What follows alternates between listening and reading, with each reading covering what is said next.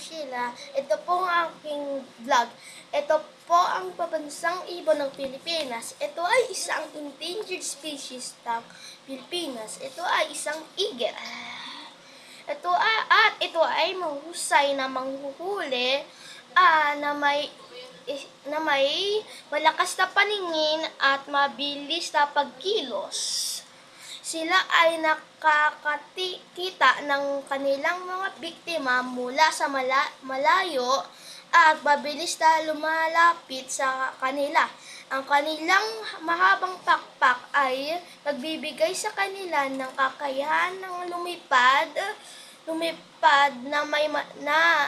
ng malayo at mabilis na umaabot ng 100 kilometers sa isang araw. At ang agila ng Pilipinas ay isang simbolo ng kalakasan at kahusayan ng Pilipinas.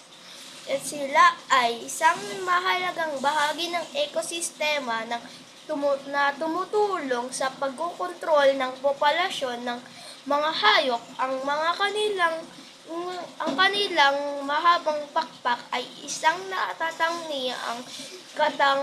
katangian na nagpapakita ng kanilang kahusayan sa paglipad.